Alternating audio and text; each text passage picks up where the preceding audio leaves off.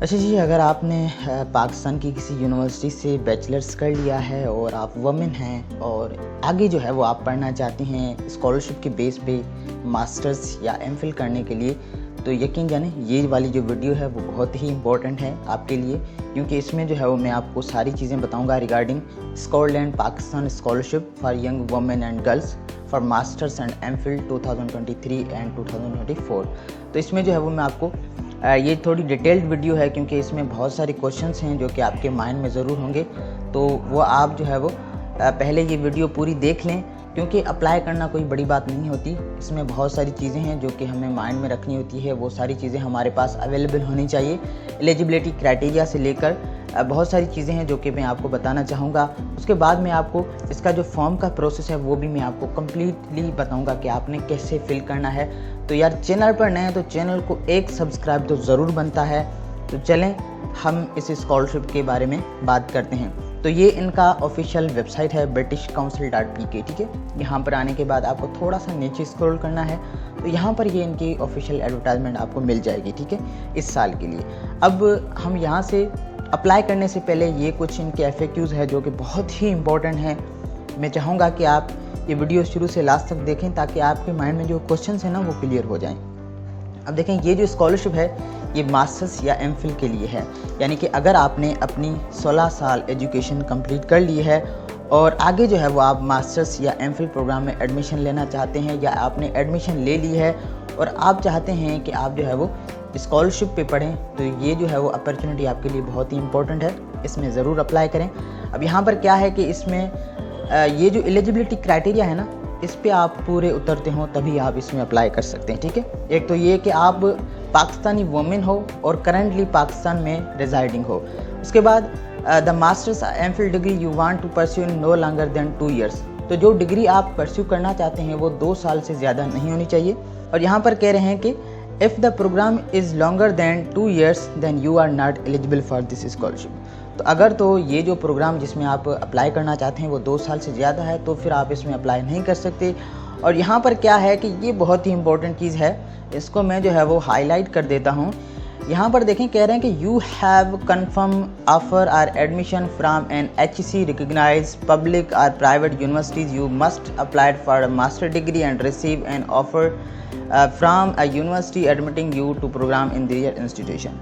तो ये चीज़ बहुत ही कन्फ्यूज़न है स्टूडेंट्स के लिए, और काफ़ी सारों ने मुझसे जो है वो व्हाट्सएप पे पूछ लिया है कि सर इसके बारे में बताएं और ये क्या चीज़ मांग रहे हैं। तो अब मैं आपको बताता हूँ कि यहाँ पर देखें, ये कह रहे हैं कि अगर आपने मास्टर प्रोग्राम में अप्लाई करना है और स्कॉलरशिप लेनी है तो आपके पास जो ना वैलिड एडमिशन ऑफर लेटर होने चाहिए। यानी कि आपने अगर किसी यूनिवर्सिटी में एमफिल या मास्टर के लिए अप्लाई कर लिया है और आपके पास एडमिशन ऑफर लेटर है तो फिर आप इसमें अप्लाई कर सकते हैं।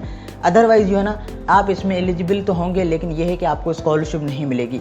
विदाउट एडमिशन ऑफर या जो है वो ऑफर लेटर के बिना आप इसमें अप्लाई नहीं कर सकते। तो आपके पास जो है वो एडमिशन लेटर होना लाजमी है। उसके बाद you are currently enrolled in any HEC recognised university in one of the following subject area only. अब यहाँ पर देखें, ये वो सारे सब्जेक्ट एरियाज़ हैं जो कि इस स्कॉलरशिप में इंक्लूडेड हैं, जिसमें एजुकेशन है, सस्टेनेबल एनर्जी है, फूड सिक्योरिटी है, agriculture and health sciences or STEM education, ठीक है। तो ये वाले सब्जेक्ट्स हैं जो कि इस स्कॉलरशिप में एलिजिबल हैं। अगर आपकी एडमिशन इन सब्जेक्ट्स में से है तो आप इसमें एलिजिबल हैं। अब यहाँ पर कह रहे हैं कि I am enrolled in MPhil degree, am I eligible to apply. बहुत ही इंपॉर्टेंट क्वेश्चन है।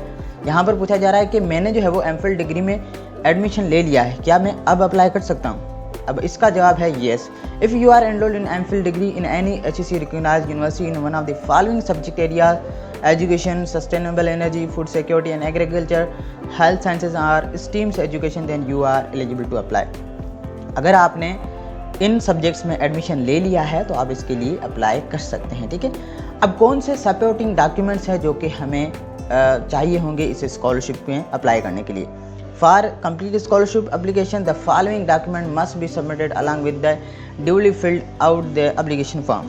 जिसमें आपका क्या हो गया कि आपका CNIC या बे फॉर्म, आपका जो है वो कॉपी ऑफ CNIC या बे फॉर्म गार्डियन की या पेरेंट्स की, ठीक है, सैलरी स्लिप्स या पेंशन स्लिप या जो आपके फादर का जो इनकम सोर्स है उनका प्रूफ आपके पास होना चाहिए।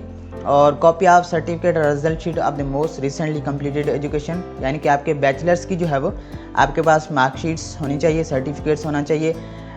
Copy of letter of confirmation of admission from university और कॉलेज, आपके पास जो है वो एडमिशन लेटर होना चाहिए किसी भी पाकिस्तान की यूनिवर्सिटी से। Copy of the tuition fee schedule for the program you are pursuing, if you need to utilise hostel facility please be sure to present the fee schedule for the hostel cost. तो जो भी आपकी tuition fee है, या जो अगर आप किसी और सिटी से हैं और आपकी यूनिवर्सिटी कहीं दूर आपको पड़ती है और आप हॉस्टल में रहना चाहते हैं, तो उनके चार्जेस की सारी समरी जो है ना वो भी आपको इसमें अपलोड करनी होगी, ठीक है। वाट सब्जेक्ट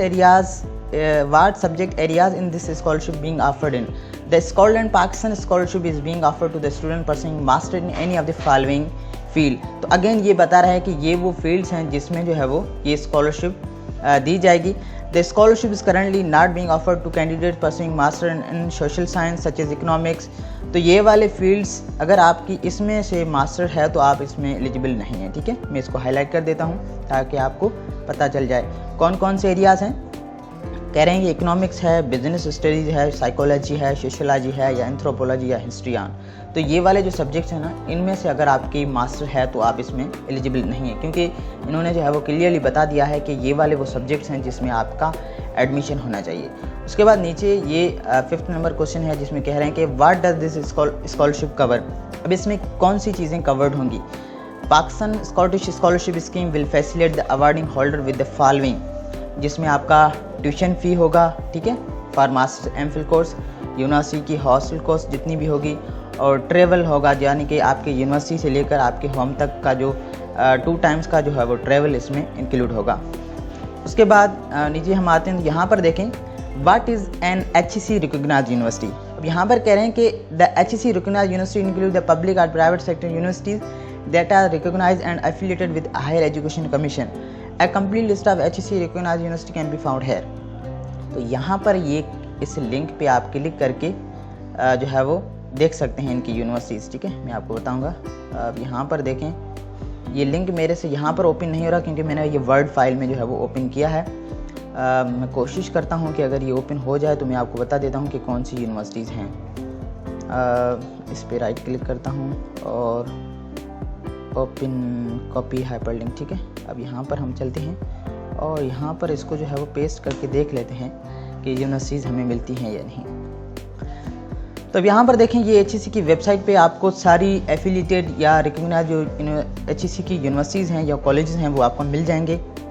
इनमें से आपका एडमिशन होना लाजमी है। अगर किसी और में है तो आप एलिजिबल नहीं हैं।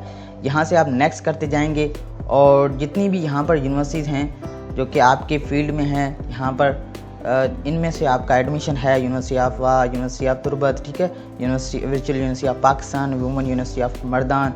तो ये वो सारी यूनिवर्सिटीज़ हैं। यहाँ पर आप इनकी लिस्ट चेक कर सकते हैं, अपनी यूनिवर्सिटी का नाम चेक कर सकते हैं, ठीक है। तो यहाँ पर कह रहे हैं कि इस लिस्ट में आप चेक करें आपकी यूनिवर्सिटी HEC से रिकॉग्नाइज है या कॉलेज, तो आप इसमें एलिजिबल हैं। Do you have a list of HEC recognise university where we can apply. अब यहाँ पर देखें कंप्लीट ये बोल रहा है कि यहाँ पर लिस्ट है। अब यहाँ पर भी आप चेक कर सकते हैं, मैंने वैसे ऊपर बता दिया, ये सेम चीज़ है। उसके बाद is there an age limit for this scholarship, क्या कोई एज लिमिट है। No, there is no age limit for this scholarship. Any Pakistani women who wants to pursue a master degree is encourage to apply.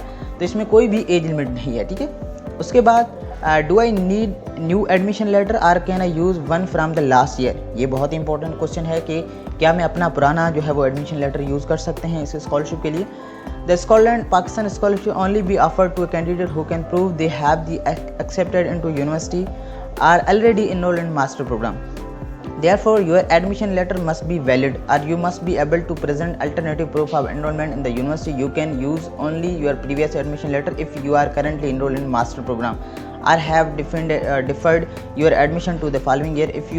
If you were previously accepted into university but did not accept the offer, then you must apply to university again and submit a new admission letter. यहाँ पर कह रहे हैं कि valid आपके पास जो है ना वो एडमिशन लेटर होना चाहिए। अगर आपने लास्ट टाइम अप्लाई किया था किसी यूनिवर्सिटी में और आपको एडमिशन लेटर मिला था और आपने एक्सेप्ट नहीं किया, तो आपने इस केस में क्या है कि then you must apply to university again and submit a new admission letter. तो ये चीज़ आपने माइंड में रखनी है कि वो वैलिड होना चाहिए, ठीक है। और आपकी जो है वो इस साल में मैं आपको बताता हूँ कि कौन से ईयर में जो है वो इनका ये एजुकेशन का प्रोग्राम है स्टार्ट होगा। तो आपके पास जो है ना वो वैलिड एडमिशन लेटर होना चाहिए। अब यहाँ पर देखें, when is the last day to apply for this scholarship? What if the university intake is after the scholarship deadline? The deadline to submit your application is 15th of September. If your university of choice announce admission after the scholarship deadline, then you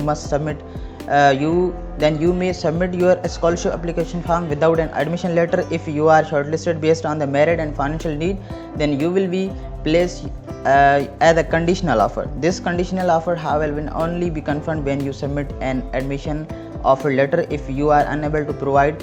ये बहुत ही एक interesting question है कि in case अगर ये scholarship अभी चल रही है, ठीक है, अभी किसी यूनिवर्सिटी में एडमिशन नहीं चल रहा है और हमारे पास एडमिशन ऑफर लेटर नहीं है, तो क्या हम अप्लाई कर सकते हैं? इसका जवाब है बिल्कुल अप्लाई आप कर सकते हैं।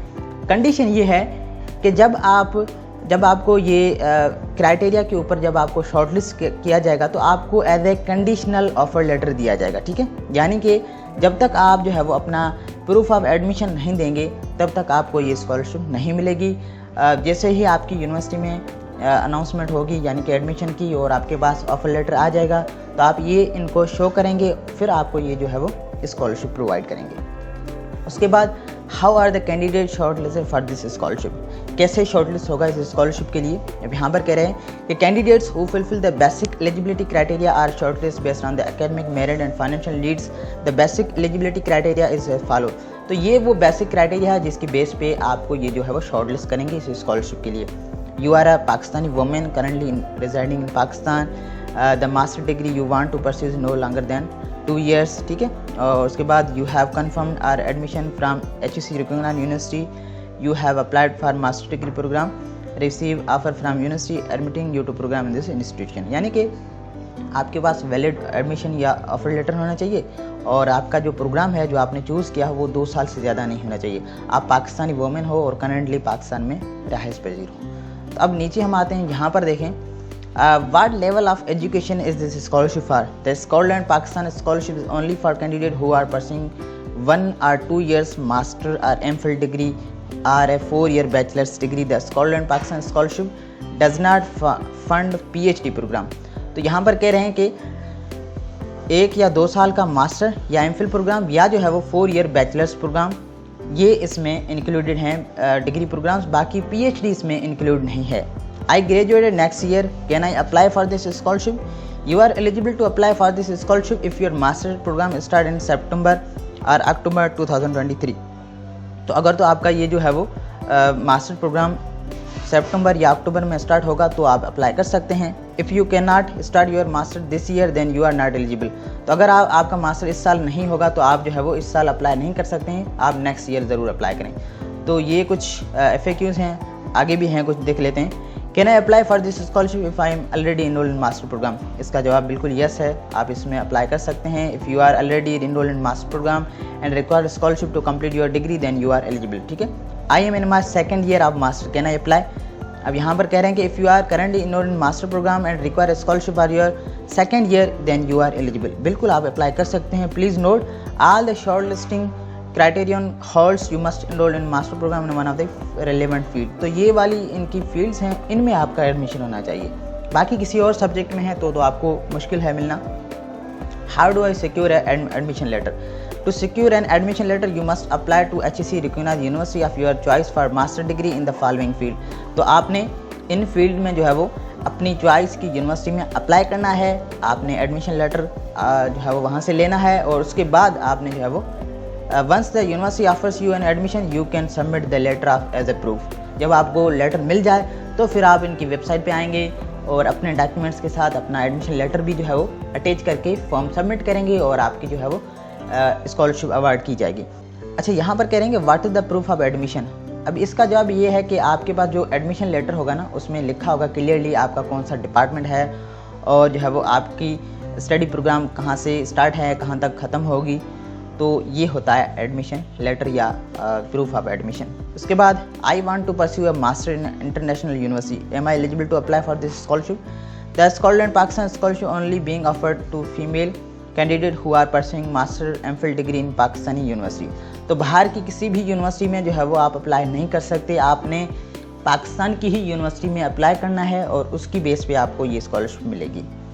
This scholarship is not for international studies. तो ये कुछ बहुत ही इंपॉर्टेंट चीज़ें थी जो कि मैंने आपको बतानी थी ताकि आपके माइंड में जितने भी क्वेश्चंस थे ना वो क्लियर हो जाएं। अब मैं आपको बताता हूँ कि आपने बेसिकली अप्लाई कैसे करना है। आपके पास सारे डॉक्यूमेंट्स आ गए, आपके पास जो है वो एडमिशन ऑफर लेटर आ गया और अब आपने करना है अप्लाई। अब ये इनकी BritishCouncil.pk ये इनकी है वेबसाइट, ठीक है। उसके बाद यहाँ पर आपको थोड़ा सा नीचे स्क्रॉल करना है तो आपको यहाँ पर इनका ऑफिशियल एडवर्टाइजमेंट मिलेगा। इस पे आपने, ये लास्ट ईयर का है, ये इस साल का है, तो आपने प्लस के आइकन पे क्लिक करना है और यहाँ से ये सारी चीज़ें मैंने आपको बता दी है। और यहाँ पर थोड़ा सा नीचे आपने आना है और यहाँ पर ये देखें हाउ टू अप्लाई में लिखा है क्लिक हेयर टू अप्लाई। अब यहाँ पर जैसे आप उस लिंक पे क्लिक करेंगे तो आप बेसिकली इस डैशबोर्ड में आएंगे। ये वो सारे डॉक्यूमेंट्स हैं जो कि आपने एक ही PDF फाइल बनाना है और उसमें ये सारे डॉक्यूमेंट्स जो है वो कंप्रेस करने हैं, जिसमें आपका CNIC हो गया या बेफार्म हो गया आपका और आपके गार्डियन का। उसके बाद सैलरी स्लिप या आपके जो है वो कोई भी जो प्रूफ ऑफ इनकम, अगर आपका जो है वो फादर गवर्नमेंट या प्राइवेट एम्प्लॉय है, ठीक है। और यहाँ पर कह रहे हैं कि अगर नहीं तो आपने पेंशन स्लिप भी जो है वो इसमें अटैच कर सकते हैं। Are any supporting letter are proof of parents guardian, या जो है वो इनकम सर्टिफिकेट बनता है अगर किसी का कोई पेरेंट जो है वो यानी कि गवर्नमेंट एम्प्लॉय नहीं है या कहीं पर प्राइवेट भी नहीं करता, फार्मर है या लेबर है, तो वो अपने जो है वो तालका से ये चीज़ बनवा सकता है। एक डॉक्यूमेंट बनता है जिसे हम कहते हैं इनकम सर्टिफिकेट, ठीक है। तो वो आपके तालका से बन जाएगा, तो वो आप यहाँ से अटैच कर सकते हैं। उसके बाद copy of the certificate result sheet of the most recent completed educational degree, यानी कि जाहिर सी बात है आपने जो है वो मास्टर के लिए अप्लाई करना है तो आपकी बैचलर्स की जितनी भी रिज़ल्ट शीट्स हैं या जो है वो सर्टिफिकेट्स हैं वो आपने अटैच करने हैं। उसके बाद आपका एडमिशन लेटर हो गया, वो आपने अटैच करना है। Please note you may submit the scholarship application without an offer letter. यहाँ पर ये कंडीशन रख रहे हैं कि आप विदाउट एप्लीकेशन एडमिशन लेटर के अप्लाई कर सकते हैं, लेकिन ये है कि ये तब तक आपको नहीं दी जाएगी जब तक आप जो है वो इनको अपना ऑफर लेटर या प्रूफ ऑफ एडमिशन नहीं दिखाते। उसके बाद copy of total tuition fee for the program and hostel fee if applicable. अगर ये चीज़ आप जो है वो अरेंज कर सकते हैं, यानी कि आपके ट्यूशन फ़ी का सारा स्ट्रक्चर और हॉस्टल फ़ी का सारा स्ट्रक्चर, तो ये आप अपनी यूनिवर्सिटी की वेबसाइट या उनसे जो है वो पर्सनली कांटेक्ट करके ये चीज़ अगर आप उनसे रिसीव कर लें तो ये बहुत ही अच्छी चीज़ है, प्लस पॉइंट है। The amount should reflect the total scholarship amount required by the applicant, ठीक है। अच्छा जी, उसके बाद जो है वो ये एक पर्सनल स्टेटमेंट होगी जो कि आपने लिखनी है 500 से 1000 वर्ड्स की, जिसमें आपने एक्सप्लेन करना है कि why you are the best candidate for this scholarship. Please be sure highlight the reason for applying for the course you wish to study as well as the future plans upon completing your degree. तो आपने बताना है कि आप ही इस scholarship के लिए best candidates क्यों हैं और आपने रीज़न्स बताने हैं कि क्यों आपको ये स्कॉलरशिप चाहिए और आपने फ्यूचर प्लान्स बताने हैं, ठीक है। जब आप ये अपनी डिग्री कंप्लीट करेंगे तो आपके फ्यूचर प्लान्स क्या होंगे वो आपने यहाँ पर बताना है। उसके बाद नोट में क्या है, application with incomplete information and documentation will not be considered. तो आपने ये सारे डॉक्यूमेंट्स सिंगल फाइल में अपलोड करने हैं, अगर कोई मिस होता है तो आपकी एप्लीकेशन रिजेक्ट हो सकती है, ठीक है। The file must not be beyond 16 MB, ठीक है। तो ये 16 MB से ज़्यादा आपकी फ़ाइल नहीं होनी चाहिए। The possible way is to upload the compressed version. यहाँ से आप चूज़ फाइल पे क्लिक करके आप अपनी फ़ाइल को चूज़ कर सकते हैं, ठीक है। फॉर एग्ज़ाम्पल मैं कोई एक रैंडम अपनी फ़ाइल अपलोड कर लेता हूँ ताकि यहाँ से हम नेक्स्ट कर सकें, ठीक है। यहाँ से मैं जो है वो नेक्स्ट करता हूँ। अब यहाँ पर देखें, जैसे आपने फाइल अपलोड की ना, have you uploaded all the documents as a mention below, तो आपने येस करके नेक्स्ट करना है। उसके बाद अब यहाँ पर जो है ना कहीं कहीं मैं थोड़ी इन्फॉर्मेशन ब्लर करूँगा क्योंकि ये जो है ना यूट्यूब की प्राइवेसी की गाइडलाइंस के ख़िलाफ़ है, तो उसके हवाले से मैं कहीं कहीं पर जो है वो जो थोड़ी सी इन्फॉर्मेशन ब्लर करूँगा ताकि ये वीडियो मेरी रिमूव ना हो। वरना जो है ना यूट्यूब की गाइडलाइंस के अकॉर्डिंग हम यहाँ पर जो है ना पर्सनल इन्फॉर्मेशन जो है वो शेयर नहीं कर सकते, तो वहाँ पर मैं ब्लर करूँगा। तो लेकिन मैं आपको बताऊँगा ज़रूर कि यहाँ पर क्या चीज़ है, तो आपको समझ में आ जाएगी। अब ये सेकंड जो है वो पोर्शन है जिसमें आपकी बेसिक इन्फॉर्मेशन है, जिसमें आपका जो है वो प्लीज़ सिलेक्ट द जेंडर आपने अपनी यहाँ से चूज़ करनी है। और उसके बाद यहाँ से आपने जो है वो अपना फुल नेम लिखना है, यहाँ से अपने डेट ऑफ बर्थ चूज़ करनी है। उसके बाद नीचे आपने यहाँ पर अपनी नेशनैलिटी चूज़ करनी है, पाकिस्तानी। और उसके बाद यहाँ पर जो है वो आपने अपना एथनिक ग्रुप बताना है कि आप कौन हैं, सिंधी है, पश्तो है, पंजाबी है, सराइकी हैं, तो वो आप यहाँ से चूज़ कर सकते हैं। उसके बाद नीचे आप यहाँ से अपना मोबाइल नंबर दे सकते हैं। और उसके बाद यहाँ पर जो है वो आपने अपनी वैलिड एक्टिव ईमेल एड्रेस देनी है, ठीक है, जिस पे आपको ये फर्दर कांटेक्ट करेंगे। From which province does this application belong. अब यहाँ पर आपने अपना प्रोविंस चूज़ करना है। उसके बाद नीचे ये आपकी जो है वो करंट पोस्टल एड्रेस है, जिसमें आपकी एड्रेस, आपका सिटी टाउन कौन सा है, कंट्री आपका कौन सा है, वो आप यहाँ से चूज़ करेंगे। उसके बाद यहाँ से आपने अपना CNIC अपलोड करना है, ठीक है, सॉरी CNIC लिखना है। तो यहाँ से आपने अपना CNIC लिखें और अपना स्टेटस बताना है कि आप करंटली स्टूडेंट हैं या एम्प्लॉयड हैं या कोई और हैं, तो वो आप यहाँ से स्पेसिफाई भी कर सकते हैं। तो मैंने यहाँ से स्टूडेंट चूज़ किया है। उसके बाद मैं नेक्स्ट करता हूँ। नेक्स्ट करने के बाद do you hold a confirm admission offer from an HEC recognised university. अगर आप येस करते हैं तो आपको डिटेल देनी होगी, अगर आप नो करते हैं तो आपके पास ये चीज़ें कुछ भी नहीं मांगेगी, ठीक है। अगर मैं येस करता हूँ तो देखें मेरे पास जो है वो ये चीज़ें मांगेंगे। अब इसमें कह रहे हैं कि आपने कैंडिडेट रजिस्ट्रेशन नंबर बताना है और आपका करंट सेमेस्टर क्या होगा। ये मैंने रैंडम इन्फॉर्मेशन फिल की है, आप जो आपकी करंट होगी वो आपने यहीं पर फिल करनी है, ठीक है। और आप जिस यूनिवर्सिटी में आपने एडमिशन लिया है वो प्राइवेट है या पब्लिक है या कोई और है, वो आप यहाँ पे स्पेसिफाई करेंगे।